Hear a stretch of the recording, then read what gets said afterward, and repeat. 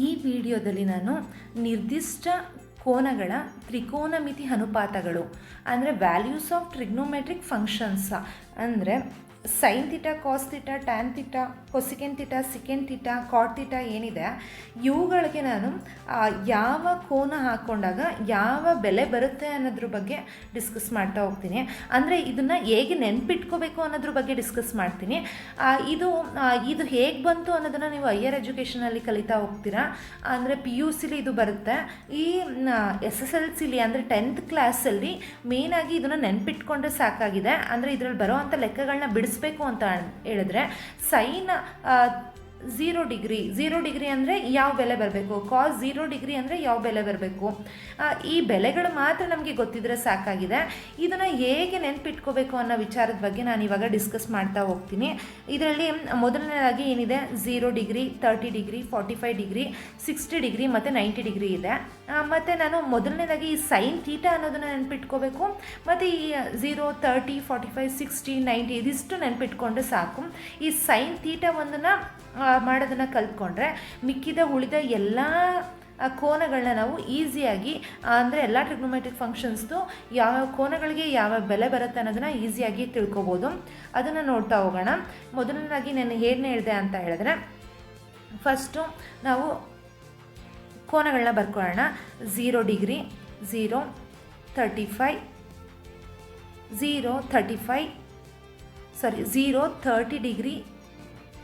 30 degree, 45 degree, 60 degree ಮತ್ತು 90 degree. ಇದಾದಮೇಲೆ ನಾನು ಸೈನ್ ಥೀಟಾ ಒಂದು ನೆನ್ಪಿಟ್ಕೊಂಡ್ರೆ ಇನ್ನು ಮಿಕ್ಕಿದೆಲ್ಲನೂ ಮಾಡ್ಬೋದು ಅಂತ ಹೇಳಿದೆ. ಹಾಗೆಯೇ ಸೈನ್ ಥೀಟಾನು ಕೂಡ ಈಸಿಯಾಗಿ ಬರ್ಕೊಳ್ಳೋದನ್ನು ಹೇಳ್ಕೊಡ್ತೀನಿ. ಈಸಿಯಾಗಿ ಬರ್ಕೋಬೇಕು ಅಂತ ಹೇಳಿದ್ರೆ ಮೊದಲನೇ ನಾವು 0, 1, 2, 3, 4 ಅಂತ ಬರ್ಕೊಳ್ಳೋಣ. ಸೈನ್ ಥೀಟಾ ಅಂತ ಬರ್ಕೋಬೇಕು ಅಂದರೆ ನಾವು ನೆನ್ಪಿಟ್ಕೋಬೇಕು ಅಂತಂದರೆ ನಮಗೆ ಸೈನ್ ಆರ್ಡರ್ ನೆನಪಿರಲಿ. ಸೈನ್, ಕಾಸ್, ಟ್ಯಾನ್, ಕೊಸಿಕೆಂಟ್, ಸಿಕೆಂಟ್ ಮತ್ತು ಕಾಟ್ ಅಂತ. ಇವಾಗ ಮತ್ತು ಈ 0 degree, 30 degree, 45 degree, 60 degree, 90 degree ಅನ್ನೋದು ನೆನ್ಪಿಟ್ಕೊಂಡ್ರೆ ಸಾಕು. ಮತ್ತು ಮೊದಲನೇದಾಗಿ ನಾವು ಸೈನ್ ಥೀಟಾನ ಮಾಡ್ತೀವಿ. ಇದಿಷ್ಟು ನೆನ್ಪಿಟ್ಕೊಂಡ್ರೆ ಸಾಕು. ಮಿಕ್ಕಿದ್ದೆಲ್ಲನೂ ಆ ಟೇಬಲಲ್ಲಿ ಏನು ಬರ್ತಿದೆ ಅಷ್ಟನ್ನು ನಾವು ಈಸಿಯಾಗಿ ಬರಿಬೋದು. ಹೇಗೆ ಅಂತ ಹೇಳಿದ್ರೆ ನಾವು 0ಇಂದ 0, 1, 2, 3, 4 ಅಂತ ಬರ್ಕೋತಾ ಇದ್ದೀನಿ. ಅದಾದಮೇಲೆ ನಾನು ಎಲ್ಲದಕ್ಕೂ ರೂಟ್ ಹಾಕ್ಕೊಳ್ಳೋಣ. ಎಲ್ಲದಕ್ಕೂ ರೂಟ್ ಹಾಕ್ತಾಯಿದ್ದೀನಿ. ನಂತರ ಎಲ್ಲದಕ್ಕೂ ನಾವು ಡಿವೈಡೆಡ್ ಬೈ 2 ಅಂತ ಮಾಡ್ತಾಯಿದ್ದೀನಿ. ಎಲ್ಲದಕ್ಕೂ ನಾನು ಡಿವೈಡೆಡ್ ಬೈ 2 ಅಂತ ಬರ್ಕೋತಾ ಇದ್ದೀನಿ. ಇದಿಷ್ಟೇ ನಮಗೆ ಸೈನ್ ಥೀಟಾದಲ್ಲಿ ಇಲ್ಲಿ ಕೊಟ್ಟಿರೋವಂಥ ಕೋನಗಳಿಗೆ ಬರುವಂಥ ಬೆಲೆಗಳಾಗಿರುತ್ತೆ. ಇದನ್ನು ನಾನು ಮತ್ತೆ ಬಿಡಿಸಿದ್ರೆ ನಮಗೆ ಸೈನ್ ಥೀಟಾ ಬೆಲೆಗಳು ಸಿಗುತ್ತೆ. 0/2 ಅಂತ ಅಂದರೆ ನಾವು 0 ಅಂತ ಬರ್ಕೋತೀವಿ. ರೂಟ್ 1 ಅಂತ ಅಂದರೂ ಒಂದೇ, 1 ಅಂದರೂ ಒಂದೇ, ಅದಕ್ಕೆ 1/2 ಅಂತ ಬರ್ಕೋಬೋದು. ರೂಟ್ 2ನ ನಾನು ಇಲ್ಲಿ ರೂಟ್ 2/2 ಅಂತ ಇದೆ. ಇದಕ್ಕೆ ನಾನು ರೂಟ್ 2 ಮೇಲಿರೋದ್ರಿಂದ ಅದನ್ನು ರೂಟ್ 2ನ ತೆಗಿಬೇಕು ಅನ್ನೋದಕ್ಕೋಸ್ಕರ ನಾನು ಮತ್ತೆ ರೂಟ್ 2ರಿಂದ ಗುಣಿಸ್ತಾ ಇದ್ದೀನಿ. ರೂಟ್ 2/√2ರಿಂದ ಗುಣಿಸ್ತಾ ಇದ್ದೀನಿ. ರೂಟ್ 2ರಿಂದ ಗುಣಿಸಿದ್ರೆ ನಮಗೆ root 2 whole square divided by 2 root 2 ಬರುತ್ತೆ. ಅಂದರೆ ಇಲ್ಲಿ ರೂಟ್ 2 ಸ್ಕ್ವೇರ್ ಮತ್ತು ರೂಟ್ ಕ್ಯಾನ್ಸಲ್ ಆಗುತ್ತೆ ಮತ್ತು 2 ಉಳ್ಕೊಂಡಿರುತ್ತೆ. ಆ 2 ಈ 2 ಕ್ಯಾನ್ಸಲ್ ಆಗಿ ನಮಗೆ 1/√2 ಸಿಗುತ್ತೆ. ನಂತರ ಇಲ್ಲಿ ರೂಟ್ 3/2 ಹಾಗೆ ಬರ್ಕೊಳ್ಳೋಣ. ಇಲ್ಲಿ ರೂಟ್ 4 ಅಂತಂದರೆ ನಮಗೆ 4ರ ವರ್ಗಮೂಲ ಗೊತ್ತು, ಎಷ್ಟು 2 ಅಂತ. 2/2 ಅಂದರೆ ಇದು 1 ಆಗುತ್ತೆ. ಇವಾಗ ನೋಡೋಣ. ಇನ್ನು ನಾನು ಆ ಟೇಬಲ್ ಏನು ಬರೆದಿದೆ ಅದರಲ್ಲಿ ನೋಡೋಣ. ಮೊದಲನೇದಾಗಿ ಇಲ್ಲಿ 0, ಸೈನ್ 0ಗೆ 0 ಇದೆ, ಸೈನ್ 0ಗೆ 0 ಇದೆ. 30 ಡಿಗ್ರಿಗೆ 1/2 ಇದೆ. ನಂತರ 45 ಡಿಗ್ರಿಗೆ 1/√2 ಇದೆ. 60 ಡಿಗ್ರಿಗೆ ರೂಟ್ 3/2 ಬಂದಿದೆ. ನಂತರ 90 ಡಿಗ್ರಿಗೆ 1 ಅಂತ ಬಂದಿದೆ. ಇದೆಲ್ಲ ಇದೆಯಾ ಅಂತ ಚೆಕ್ ಮಾಡೋಣ ಒಂದ್ಸಲ. ಇಲ್ಲಿ ಮೊದಲನೇ ಟೇಬಲಲ್ಲಿ ಬರ್ಕೊಂಡಿದ್ದೀವಿ. ಸೈನ್ ಥೀಟಾ ಅಂದರೆ 0, ಇಲ್ಲಿನೂ 0 ಇದೆ. ಸೈನ್ ಥೀಟಾ ಅಂದರೆ ಇಲ್ಲಿ 0 ಬಂದಿದೆ. ನಂತರ ಇಲ್ಲಿ ಸೈನ್ 30 ಡಿಗ್ರಿಗೆ 1/2 ಬಂದಿದೆ. 1/2 ಇಲ್ಲೂ ಬಂದಿದೆ. ಹಾಗೆಯೇ 45 ಡಿಗ್ರಿ ನೆಕ್ಸ್ಟ್ 45 ಡಿಗ್ರಿಗೆ 1/√2 ಬಂದಿದೆ. ಇಲ್ಲಿ 45 ಇಲ್ಲಿನೇ 45 ಡಿಗ್ರಿಗೆ 1/√2 ಬಂದಿದೆ. ನಂತರ ನೆಕ್ಸ್ಟ್ 60 ಡಿಗ್ರಿಗೆ ರೂಟ್ 3/2 ಅಂತ ಬಂದಿದೆ. ಇಲ್ಲಿ ನೋಡೋಣ ಇಲ್ಲಿನೂ √3/2 ಬಂದಿದೆ. ಹಾಗೆಯೇ ಕೊನೆಯದಾಗಿ 90 ಡಿಗ್ರಿಗೆ 1 ಬಂದಿದೆ. ಇದರಲ್ಲಿ ನೋಡೋದಾದರೆ ನಮಗೆ 1 ಬಂದಿದೆ. ಅಂದರೆ ನಾವು ಕಂಪ್ಲೀಟ್ ಎಲ್ಲನೂ ನೆನ್ಪಿಟ್ಕೋಬೇಕಾಗಿಲ್ಲ. ನಾವು 0 ಇಲ್ಲಿ ಸೈನ್ ತೀಟಾ ಮತ್ತು ಈ ಕೋನಗಳು 0 ಆದಮೇಲೆ 30 ಡಿಗ್ರಿ, 45 ಡಿಗ್ರಿ, 60 ಡಿಗ್ರಿ, 90 ಡಿಗ್ರಿ ಅಂತ ಬರೆಯೋದು ನೆನಪಿರಬೇಕು. ಅದಾದಮೇಲೆ ಮೊದಲನೇದಾಗಿ ನಾವು ಸೈನ್ ತೀಟಾ ಬರಿತಾ ಇದ್ದೀವಿ ಅನ್ನೋದು ನೆನಪಿರಬೇಕು. ಅದಾದಮೇಲೆ ನಾವು 0, 1, 2, 3, 4 ಅಂತ ಬರ್ಕೋತೀವಿ. ಎಲ್ಲದಕ್ಕೂ ನಾವು ರೂಟನ್ನ ಬರಿತಾ ಹೋಗ್ತೀವಿ. ಎಲ್ಲದಕ್ಕೂ ರೂಟ್ನ ಬರ್ಕೊಂಡ್ವಿ. ಅದಾದಮೇಲೆ ಎಲ್ಲದಕ್ಕೂ ಡಿವೈಡೆಡ್/2 ಅಂತ ಬರಿತಾ ಹೋದ್ವಿ. ಎಲ್ಲದಕ್ಕೂ 2 ಅಂತ ಬರೆದ್ವಿ. ಅದಾದಮೇಲೆ ಆ ಸಂಖ್ಯೆಗಳನ್ನ ಬಿಡಿಸ್ತಾ ಹೋದ್ವಿ. ಆ ಸಂಖ್ಯೆಗಳು ಬಿಡಿಸಿದಾಗ ಮೊದಲನೇದು ಏನೂ ಇಲ್ಲ, 0/2 ಅಂದರೆ 0ನೇ ಬರುತ್ತೆ. √1/2 ಅಂದರೆ 1/2 ಆಗುತ್ತೆ. ಈ √2/2 ಇರೋದ್ರಿಂದ ಅದು 1/√2 ಆಗ್ತಾ ಇದೆ. ಅದನ್ನು √3/2ನ √3/2 ಅಂತ ಬರ್ಕೋತಾ ಇದ್ದೀವಿ.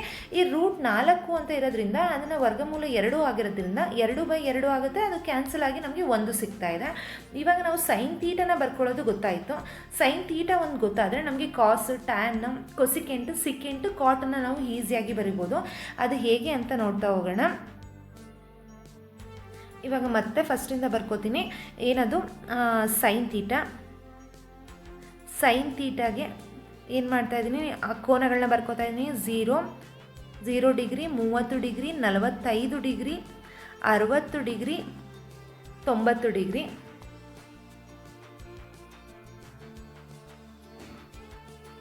ಇದನ್ನು ಬರ್ಕೊಂಡ್ಮೇಲೆ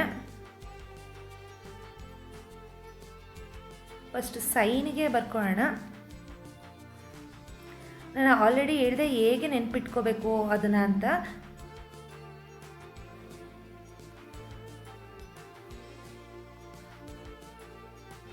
ಇವಾಗ ನೋಡ್ತಾ ಹೋಗೋಣ. ಇಲ್ಲಿ ಸೈನ್ 0 ಡಿಗ್ರಿ ಅಂತ ಇದೆ. ಸೈನ್ 0 ಡಿಗ್ರಿ ಅಂತ ಹೇಳಿದ್ರೆ 0 ಅಂದರೆ √0/1 ಅಂತ ಹೇಳಿದ್ರೆ 0ನೇ ಆಗುತ್ತೆ. ಮತ್ತು 1/2 ಆಗುತ್ತೆ. ಆಲ್ರೆಡಿ ಹೇಳಿದೆ ಇದನ್ನು ಹೇಗೆ ಬರ್ಕೋಬೇಕು ಅನ್ನೋದನ್ನು ಹೇಳಿದ್ದೀನಿ. ಇದು 1/√2 ಆಗುತ್ತೆ. ಇದು √3/2 ಆಗುತ್ತೆ. ನಂತರ 1 ಅಂತ ಬರುತ್ತೆ.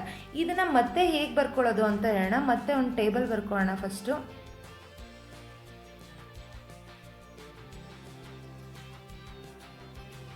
ಈ ಟೇಬಲಲ್ಲಿ ನಾವು ಕಾಸನ್ನು ಬರಿಬೇಕಾಗತ್ತೆ. ಸೈನ್ ಹೇಗೆ ಬರೆಯೋದು ಅಂತ ಗೊತ್ತಾಯಿತು. ಸೈನ್ 1 ಕಲ್ತ್ಕೊಂಡ್ರೆ ನಾವು ಕಾಸು, ಟ್ಯಾನು, ಮಿಕ್ಕಿದೆಲ್ಲನೂ ಬರಿಬೋದು. ಇವಾಗ ಕಾಸ್ ಅಂದರೆ ಕಾಸ್ ತೀಟಾ. ಕಾಸ್ ತೀಟಾ ಅಂತ ಹೇಳಿದ್ರೆ ಇಲ್ಲಿ 0, 1/2, 1/√2, √3/2, 1 ಅಂತ ಬರ್ಕೊಂಡಿದ್ದೀನಿ. ಇದನ್ನು ನಾನು ಯಾವ ಡೈರೆಕ್ಷನಲ್ಲಿದೆ ಅಂತ ಹೇಳಿದ್ರೆ ಈ ಡೈರೆಕ್ಷನಲ್ಲಿ 0, 1/2 ಈ ರೀತಿ ಬರ್ಕೊಂಡಿದ್ದೀವಿ. ಇಲ್ಲಿ ಏನು ಬಂದಿದೆ ಅದನ್ನು, ಇಲ್ಲಿ ಬಂದಿರೋದನ್ನು ನಾವು ಉಲ್ಟಾ ಬರೆಯೋಣ. ಇವಾಗ ಈ ಕಾಸ್ ಅಂತ ಬಂದಾಗ ಕಾಸ್ಗೆ ಉಲ್ಟಾ ಬರ್ಕೋತಾ ಹೋಗ್ತೀವಿ. ಇವಾಗ ಇಲ್ಲಿ 0 ಇತ್ತು, ಇಲ್ಲಿ 1/2 ಇತ್ತು, ಇಲ್ಲಿ 1 ಇತ್ತು. ಇದನ್ನು ನಾವು ಈ ಕಡೆಯಿಂದ ಬರ್ಕೊಳ್ಳೋಣ. 0, 1/2, 1/√2, √3/2 ಮತ್ತು 1. ಇಷ್ಟು ಸಿಂಪಲ್ಲಾಗಿ ಬರಿಬೋದು.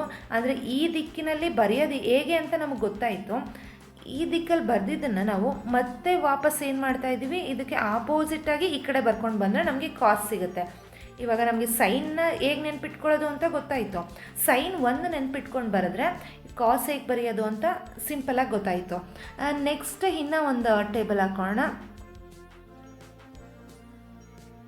ಇನ್ನೂ ಒಂದು ಟೇಬಲಲ್ಲಿ ನಾವು ಟ್ಯಾನನ್ನು ಬರಿತಾ ಹೋಗೋಣ.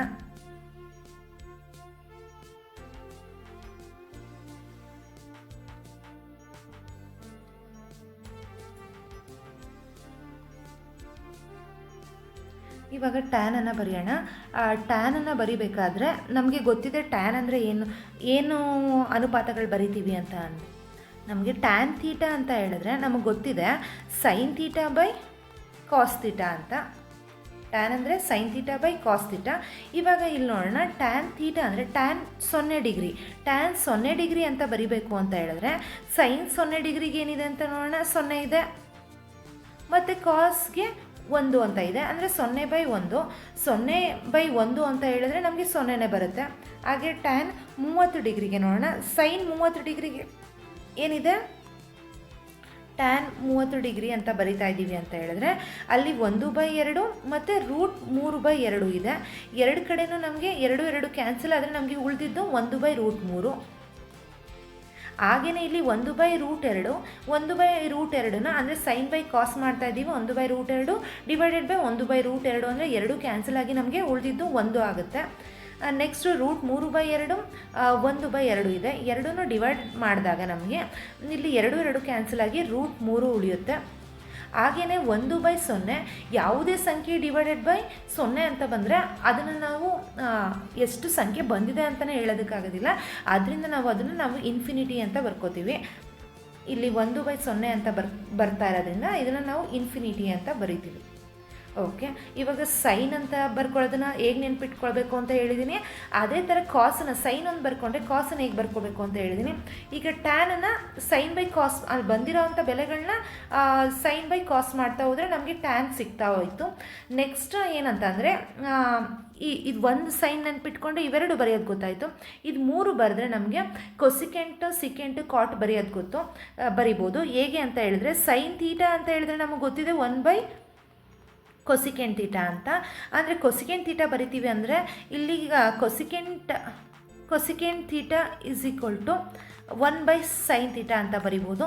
ಈಗ ಸೈನ್ ಥೀಟಾ ಬೆಲೆಗಳನ್ನ ಆಗ್ತಾ ಹೋಗೋದು ಸೈನ್ 0ಗೆ 0 ಇರೋದ್ರಿಂದ ಏನಾಗುತ್ತೆ 1/0 ಅಂತ ಹೇಳಿದ್ರೆ ನಮಗೆ ಅದು ಇನ್ಫಿನಿಟಿ ಆಗ್ತಾ ಹೋಗುತ್ತೆ. ಆ ರೀತಿ ನಾವು ಈ ಮೊದಲನೇ ಟೇಬಲಲ್ಲಿ ನೋಡ್ಬೋದು. ಇವಾಗ ನಮಗೆ ಈ ಟೇಬಲಲ್ಲಿ ನೋಡ್ತಾ ಹೋದರೆ ನಾವು ಮೊದಲನೇದು ಸೈನನ್ನು ಬರೆಯೋದು ಗೊತ್ತಾಯಿತು ನಮಗೆ ಹೇಗೆ ಬರ್ಕೋತೀವಿ ಅಂತ. ಅದಾದಮೇಲೆ ಕಾಸ್ ಬರೆಯೋದು ಹೇಗೆ ಅಂದರೆ ಇಲ್ಲಿ ಸೈನನ್ನು ಈ ದಿಕ್ಕಲ್ಲಿ ಬರ್ಕೊಂಡ್ವಿ, ಅದನ್ನು ಉಲ್ಟಾ ಬರಿತಾ ಹೋದರೆ ನಮಗೆ ಕಾಸ್ ಸಿಗ್ತಾ ಹೋಗ್ತು. ಸೈನ್ ಮತ್ತು ಕಾಸ್ ಮೇಲೆ ನಮಗೆ ಟ್ಯಾನನ್ನು ಸೈನ್ ಬೈ ಕಾಸ್ ಮಾಡ್ತಾ ಇದ್ದೀವಿ ಅಂತ ಹೇಳಿದ್ರೆ ನಮಗೆ ಟ್ಯಾನ್ ಬರೆಯೋದು ಗೊತ್ತಾಯಿತು. ಇದು 3 ಯೂಸ್ ಮಾಡ್ಕೊಂಡು ಇವಾಗ ಕೊಸಿಕೆಂಟ್ ಬರಿತೀವಿ. ಕೊಸಿಕೆಂಟ್ ಅಂತ ಹೇಳಿದ್ರೆ 0 ಡಿವೈಡೆಡ್ ಬೈ ಕೊಸಿಕೆಂಟ್ ಅಂದರೆ 1/sin ಅಂತ ಆಗುತ್ತೆ. 1/, ಯಾವುದೇ ಸಂಖ್ಯೆ ಅಂತ ಅಂದರೆ ಯಾವುದೇ ಸಂಖ್ಯೆ ಡಿವೈಡೆಡ್ ಬೈ 0 ಅಂತ ಬರ್ತಿದೆ ಅಂದರೆ ಅದನ್ನು ಇನ್ಫಿನಿಟಿ ಅಂತ ಬರ್ಕೋತೀವಿ ಅಂತ ನಾನು ಇಲ್ಲೇ ಹೇಳಿದೆ. ಆದ್ದರಿಂದ ಇದನ್ನು ಇನ್ಫಿನಿಟಿ ಆಯಿತು. ನಂತರ ಏನಂತ ಹೇಳಿದ್ರೆ ಕೊಸಿಕೆಂಟ್ ಅಂತ ಹೇಳಿದ್ರೆ ಇದ್ರದ್ದು 1/sin ಆಗಿರುತ್ತೆ. ಇವಾಗ ಕೊಸಿಕೆಂಟ್ 30 ಡಿಗ್ರಿ, ಇಲ್ಲಿ ಕೊಸಿಕೆಂಟ್ ಇದೆ, ಇಲ್ಲಿ 30 ಡಿಗ್ರಿಗೆ ಏನು ಬರ್ತಾ ಇದೆ ಅಂತ ಹೇಳೋಣ. 30 ಡಿಗ್ರಿ ಅಂತ ತಗೋತೀವಿ ಅಂದರೆ ಇಲ್ಲಿ 1/sin 30 ಡಿಗ್ರಿಗೆ ಏನಿದೆ ಅದನ್ನು ಬರ್ಕೋಬೇಕಾಗತ್ತೆ. ಇಲ್ಲಿ ಕೊಸಿಕೆಂಟ್ 30 ಡಿಗ್ರಿ ಅಂದರೆ 1/sin 30 degree, sine 30 degree, sine 30 ಡಿಗ್ರಿಲಿ 1/2 ಇದೆ. ಇಲ್ಲೇನಾಯಿತು, ಇಲ್ಲಿ 1/2 ಇದು 1/1 ಇಂಟು 2/2 ಅಂತ ಬರ್ಕೋಬೋದು. ಏನೂ ಇಲ್ಲ ಅಂದರೆ ಒಂದಿದೆ ಅಂತ ಅರ್ಥ. ಅಂದರೆ ಇದು ಈಕ್ವಲ್ ಟು 2 ಅಂತ ಸಿಗುತ್ತೆ. ಅಂದರೆ ನಮಗೆ ಇಲ್ಲಿ 2 ಸಿಕ್ತು. ಅದೇ ರೀತಿ ಎಲ್ಲನೂ ನಾವು ಬಿಡಿಸ್ತಾ ಹೋದರೆ ನಮಗೆ ಈ 3 ಟ್ರಿಗ್ನೋಮೆಟ್ರಿಕ್ ಫಂಕ್ಷನ್ಸ್ ಗೊತ್ತಿದ್ರೆ ಇದು 3 ನಾವು ಈಸಿಯಾಗಿ ಬರ್ಕೋಬೋದು. ಮೊದಲನೇದಾಗಿ ಸೈನನ್ನು ಹೇಗೆ ನೆನ್ಪಿಟ್ಕೊಳ್ಳೋದು ಅಂತ ಗೊತ್ತಾಯಿತು. ಅದಾದಮೇಲೆ ಅದನ್ನು ಬಳಸ್ಕೊಂಡು ಕಾಸ್ ಟ್ಯಾನ್ ಬರೆಯೋದು ಗೊತ್ತಾಯಿತು. ಇವಾಗ ಇದು 3 ಬಳಸ್ಕೊಂಡು ಇದು 3 ಹೇಗೆ ಬರೆಯೋದು ಅಂತ ಗೊತ್ತಾಗಿದೆ. ಇದು ನಮಗೆ ನಿರ್ದಿಷ್ಟ ಕೋನಗಳ ತ್ರಿಕೋನಮಿತಿಯ ಅನುಪಾತಗಳಾಗಿರುತ್ತೆ. ಅಂದರೆ ಯಾವುದೇ ಕೋನಕ್ಕೆ ಯಾವ ಬೆಲೆಗಳನ್ನ ಹಾಕೋಬೇಕು ಅನ್ನೋದು ನಾವು ಲೆಕ್ಕವನ್ನು ಬಿಡಿಸ್ಬೇಕಾದ್ರೆ ಬೇಕಾಗುತ್ತೆ.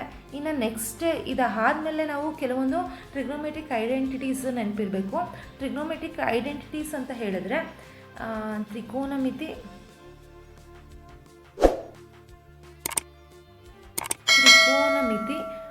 ನಿತ್ಯ ಸಮೀಕರಣ,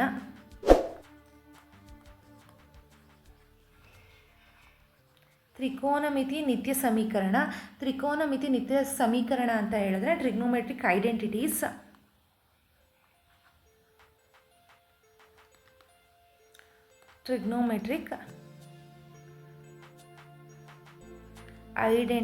ಅಂತ ಹೇಳ್ತೀವಿ. ಇದನ್ನು ನಾವು ನೆನ್ಪಿಟ್ಕೋಬೇಕಾಗಿರುತ್ತೆ. ಸೈನ್ ಸ್ಕ್ವೇರ್ ಥೀಟಾ ಪ್ಲಸ್ ನಾವು ಲೆಕ್ಕಗಳನ್ನ ಬಿಡಿಸ್ಬೇಕಾದ್ರೆ ಅಲ್ಲಿ ಏನಾದರೂ sine square theta plus cos square theta ಅಂತ ಬಂದಿದೆ ಅಂದರೆ ನಾವು 1 ಅಂತ ಬರ್ಕೋತೀವಿ.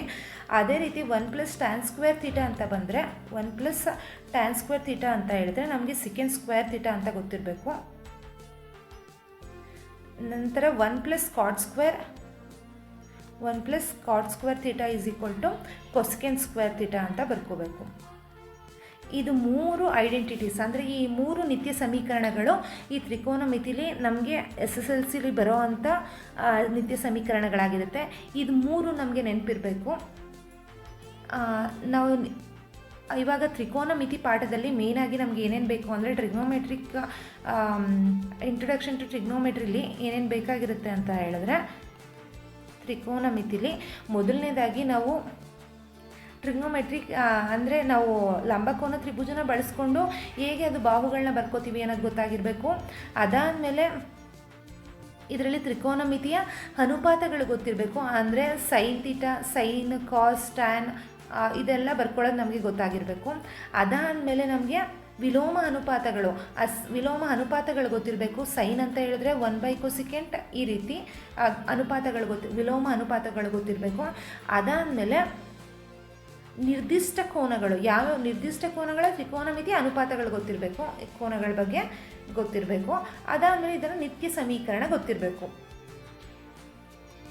ನಿತ್ಯ ಸಮೀಕರಣ ಗೊತ್ತಿರಬೇಕು. ಇದಿಷ್ಟು ಗೊತ್ತಿದ್ದರೆ ನಾವು ಇಂಟ್ರೊಡಕ್ಷನ್ ಟು ಟ್ರಿಗ್ನೋಮೆಟ್ರಿ ಅಂದರೆ ತ್ರಿಕೋನಮಿತಿಯ ಪ್ರಸ್ತಾವನೆ ಪಾಠದಲ್ಲಿ ಬರುವಂಥ ಎಲ್ಲ ಲೆಕ್ಕಗಳನ್ನ ನಾವು ಈಸಿಯಾಗಿ ಬಿಡಿಸ್ತಾ ಹೋಗ್ಬೋದು. ಇದನ್ನು ನಾವು ಮೈಂಡ್ ಮ್ಯಾಪ್ ಅಂತ ಹೇಳ್ತೀವಿ. ಮೈಂಡ್ ಮ್ಯಾಪ್ ಅಥವಾ ಮನಸ್ಸಿನ ನಕ್ಷೆ ಅಂತನಾದರೂ ಹೇಳ್ಬೋದು. ಇದನ್ನು ಸಿಂಪಲಾಗಿ ಒಂದು ಬರಿತಾ ಹೋಗಬೇಕು ಅಂತ ಹೇಳಿದ್ರೆ, ಫಸ್ಟು ತ್ರಿಕೋನಮಿತಿ ಅಂತ ಬರ್ಕೊಳ್ಳೋಣ. ತ್ರಿಕೋನಮಿತಿ, ಈ ತ್ರಿಕೋನಮಿತಿಲಿ ನಮಗೆ ಮೊದಲನೇದಾಗಿ ಲಂಬಕೋನ ತ್ರಿಭುಜದ ಬಾಹುಗಳು, ಲಂಬಕೋನ ತ್ರಿಭುಜದ ಬಾಹುಗಳನ್ನ ಹೇಗೆ ಬರ್ಕೋಬೇಕು ಅನ್ನೋದು ಗೊತ್ತಿರಬೇಕು. ಕೋನ ಮತ್ತು ಬಾಹುಗಳು ಮತ್ತು ಕೋನನ ಬರ್ಕೊಳ್ಳೋದು ಗೊತ್ತಿರಬೇಕು. ಅದಾದಮೇಲೆ ಟ್ರಿಗ್ನೋಮೆಟ್ರಿಕ್ ರೇಷಿಯೋಸ್ ಅಂದರೆ ತ್ರಿಕೋನಮಿತಿ ಅನುಪಾತಗಳು, ತ್ರಿಕೋನಮಿತಿ ಅನುಪಾತಗಳು ಗೊತ್ತಿರಬೇಕು. ಅದಾದಮೇಲೆ ತ್ರಿಕೋನಮಿತಿ ವಿಲೋಮ ಅನುಪಾತಗಳು ಗೊತ್ತಿರಬೇಕು, ವಿಲೋಮ ಅನುಪಾತಗಳು ಗೊತ್ತಿರಬೇಕು. ಅದಾದಮೇಲೆ ನಿರ್ದಿಷ್ಟ ಕೋನಗಳ ಬಗ್ಗೆ ಇರುವಂತಹ ಅನುಪಾತಗಳು ಗೊತ್ತಿರಬೇಕು, ನಿರ್ದಿಷ್ಟ ಕೋನಗಳ ಅನುಪಾತ, ನಿರ್ದಿಷ್ಟ ಕೋನಗಳ ಅನುಪಾತ. ನಂತರ ನಮಗೆ ಇದರಲ್ಲಿ ಬರುವಂಥ ನಿತ್ಯ ಸಮೀಕರಣಗಳು, ಟ್ರಿಗ್ನೋಮೆಟ್ರಿಕ್ ಐಡೆಂಟಿಟೀಸ್, ನಿತ್ಯ ಸಮೀಕರಣ. ಇದಿಷ್ಟು ನಮಗೆ ಗೊತ್ತಿದ್ದರೆ ಈಸಿಯಾಗಿ ನಾವು ಈ ಪಾಠದಲ್ಲಿ ಬರೋವಂಥ ಲೆಕ್ಕಗಳನ್ನ ಬಿಡಿಸ್ತಾ ಹೋಗ್ಬೋದು.